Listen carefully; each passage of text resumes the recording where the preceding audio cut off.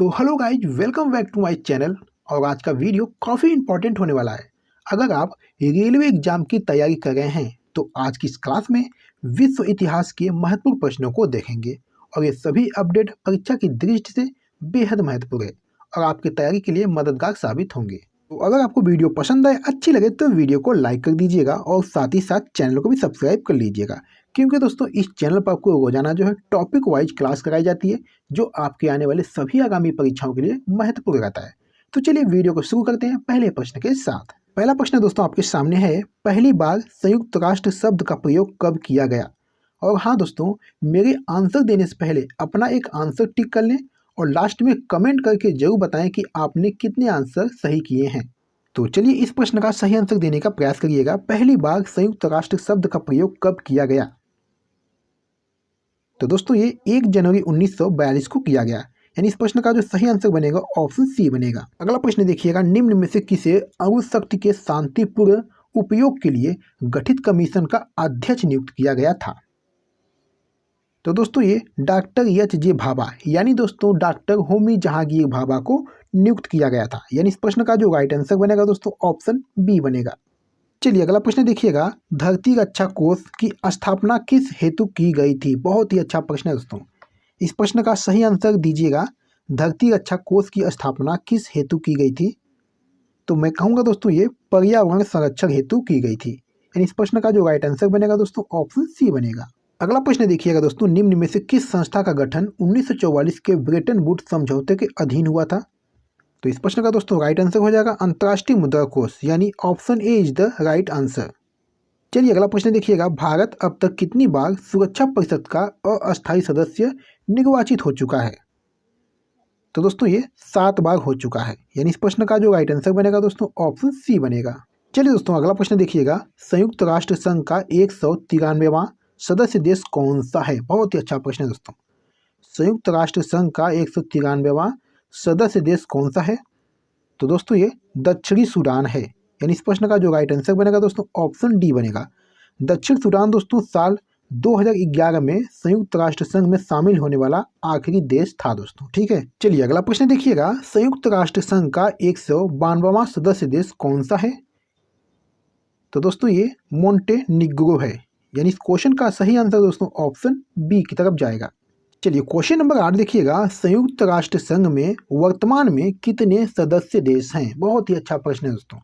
इस प्रश्न का सही आंसर दीजिएगा, संयुक्त राष्ट्र संघ में वर्तमान में कितने सदस्य देश हैं?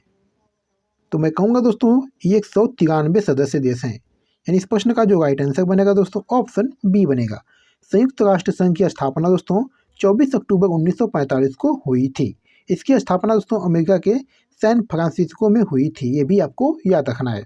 मेरे प्यारे साथियों, अगर आप रेलवे ग्रुप डी एग्जाम की तैयारी करना चाहते हैं और हमारे वीडियो पर पहली बार विजिट किए हैं तो चैनल को जरूर सब्सक्राइब कर ले, जिससे कि हमारी आने वाली सभी वीडियो का नोटिफिकेशन सबसे पहले मिले। चलिए मेरे प्यारे साथियों अगला प्रश्न देखिएगा, वर्तमान में संयुक्त राष्ट्र संघ का महासचिव कौन है? Very very important question. इस प्रश्न का दोस्तों सही आंसर दीजिएगा, कोई भी दोस्त गलत नहीं करेगा। ठीक है, वर्तमान में संयुक्त राष्ट्र संघ का महासचिव कौन है? तो मैं कहूंगा दोस्तों ये एंटोनियो गुटेरेस हैं, यानी इस प्रश्न का जो राइट आंसर बनेगा दोस्तों ऑप्शन ए बनेगा। चलिए अगला प्रश्न देखिएगा, संयुक्त राष्ट्र महासचिव एक बार में कितने समय के लिए चुना जाता है? चलिए इस प्रश्न का सही आंसर दीजिएगा, संयुक्त राष्ट्र महासचिव एक बार में कितने समय के लिए चुना जाता है? तो मैं कहूँगा दोस्तों ये 5 वर्षों के लिए चुना जाता है, यानी इस प्रश्न का जो राइट आंसर बनेगा दोस्तों ऑप्शन बी बनेगा। चलिए अगला प्रश्न देखिएगा, विश्व स्वास्थ्य संगठन का मुख्यालय कहाँ स्थित है? बहुत ही अच्छा प्रश्न है दोस्तों, आपके रेलवे एग्जाम के लिए वेरी वेरी इंपॉर्टेंट क्वेश्चन। विश्व स्वास्थ्य संगठन का मुख्यालय कहाँ स्थित है? तो मैं कहूँगा दोस्तों ये जिनेवा में स्थित है, यानी इस प्रश्न का जो राइट आंसर बनेगा दोस्तों ऑप्शन डी बनेगा। अगला प्रश्न देखिएगा दोस्तों, यूनेस्को का मुख्यालय कहाँ स्थित है? बहुत ही अच्छा प्रश्न है दोस्तों। इस प्रश्न का सही आंसर दीजिएगा, कोई भी दोस्त गलत नहीं करेगा। ठीक है, यूनेस्को का मुख्यालय कहाँ स्थित है? तो दोस्तों ये पेरिस में स्थित है, यानी ऑप्शन सी हो जाएगा इस प्रश्न का राइट आंसर। अगला प्रश्न देखिएगा दोस्तों, अंतर्राष्ट्रीय न्यायालय के न्यायाधीशों की नियुक्ति कौन करता है? बहुत ही अच्छा प्रश्न है दोस्तों। अंतर्राष्ट्रीय न्यायालय के न्यायाधीशों की नियुक्ति कौन करता है? तो दोस्तों ये महासभा करता है, यानी इस प्रश्न का जो राइट आंसर बनेगा दोस्तों ऑप्शन ए बनेगा। चलिए अगला प्रश्न है, अंतर्राष्ट्रीय न्यायालय के न्यायाधीशों का कार्यकाल कितना होता है? चलिए इस प्रश्न का सही आंसर दीजिएगा। अंतर्राष्ट्रीय न्यायालय के न्यायाधीशों का कार्यकाल कितना होता है? तो दोस्तों ये 9 वर्ष का होता है, यानी option C is the right answer. चलिए मेरे प्यारे साथियों अगला प्रश्न देखिएगा, अंतर्राष्ट्रीय न्यायालय में न्यायाधीशों की संख्या कितनी होती है? बहुत ही अच्छा प्रश्न है दोस्तों। मेरे प्यारे साथियों, अभी तक आपने अगर वीडियो को लाइक नहीं किया है तो वीडियो को लाइक कर दें, और जो मेरे दोस्त इस चैनल पर इस वीडियो को पहली बार विजिट किए हैं उनसे निवेदन है कि चैनल को भी सब्सक्राइब कर लें, क्योंकि दोस्तों इस चैनल पर रोजाना जो है टॉपिक वाइज क्लास कराई जाती है, जो आपके आने वाले सभी आगामी परीक्षाओं के लिए महत्वपूर्ण रहता है। तो चलिए इस प्रश्न का सही आंसर देने का प्रयास करिएगा। अंतर्राष्ट्रीय न्यायालय में न्यायाधीशों की संख्या कितनी होती है? तो मैं कहूँगा दोस्तों ये 15 होती है, यानी इस प्रश्न का जो राइट आंसर बनेगा दोस्तों ऑप्शन ए बनेगा। चलिए अगला प्रश्न देखिएगा, सुरक्षा परिषद के अस्थायी सदस्यों का चुनाव कितने समय के लिए किया जाता है? चलिए इस क्वेश्चन का सही जवाब देने का प्रयास करिएगा दोस्तों। सुरक्षा परिषद के अस्थायी सदस्यों का चुनाव कितने समय के लिए किया जाता है? तो दोस्तों ये 4 वर्षों के लिए किया जाता है, यानी इस प्रश्न का जो राइट आंसर बनेगा दोस्तों ऑप्शन बी बनेगा। चलिए अगला प्रश्न देखिएगा, सुरक्षा परिषद का मुख्यालय कहाँ स्थित है? बहुत ही अच्छा प्रश्न है दोस्तों। सुरक्षा परिषद का मुख्यालय कहाँ स्थित है? तो मैं कहूँगा दोस्तों ये न्यूयॉर्क में स्थित है, यानी इस प्रश्न का जो राइट आंसर बनेगा ऑप्शन ए बनेगा। चलिए दोस्तों अगला प्रश्न देखिएगा, सुरक्षा परिषद के सदस्य देशों की संख्या कितनी है? बहुत ही अच्छा प्रश्न है दोस्तों। इस प्रश्न का सही आंसर देने का प्रयास करिएगा। सुरक्षा परिषद के सदस्य देशों की संख्या कितनी है?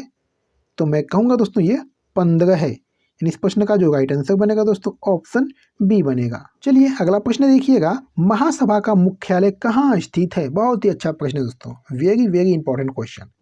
महासभा का मुख्यालय कहाँ स्थित है? तो दोस्तों मैं कहूँगा कि महासभा का जो मुख्यालय है ये न्यूयॉर्क में स्थित है, यानी इस प्रश्न का जो राइट आंसर बनेगा ऑप्शन सी बनेगा। चलिए मेरे प्यारे साथियों, इस वीडियो का लास्ट क्वेश्चन है, अमेरिकी राष्ट्रपति रूजवेल्ट और ब्रिटिश प्रधानमंत्री चर्चिल ने अटलांटिक चार्टर पर कब हस्ताक्षर किए गए थे? चलिए इस प्रश्न का सही आंसर दीजिएगा। बहुत ही अच्छा प्रश्न है दोस्तों। अमेरिकी राष्ट्रपति रूजवेल्ट और ब्रिटिश प्रधानमंत्री चर्चिल ने अटलांटिक चार्टर पर कब हस्ताक्षर किए थे? तो मैं कहूँगा दोस्तों ये 14 अगस्त 1941 को किए थे, यानी इस प्रश्न का जो राइट आंसर बनेगा दोस्तों ऑप्शन डी बनेगा। ये आपको याद रखना है, 14 अगस्त 1941 को अटलांटिक चार्टर पर हस्ताक्षर किए थे। तो मेरे प्यारे साथियों, वीडियो के पर समाप्त करते हैं। आज की वीडियो में बस इतना ही। वीडियो आपको कैसी लगी? वीडियो अगर आपको अच्छी लगी, पसंद आई तो वीडियो को लाइक कर दें, और जो दोस्त इस चैनल पर पहली बार आए हैं चैनल को भी सब्सक्राइब कर लें। तो चलिए फिर मिलते हैं आपसे अगली वीडियो में, तब तक के लिए धन्यवाद।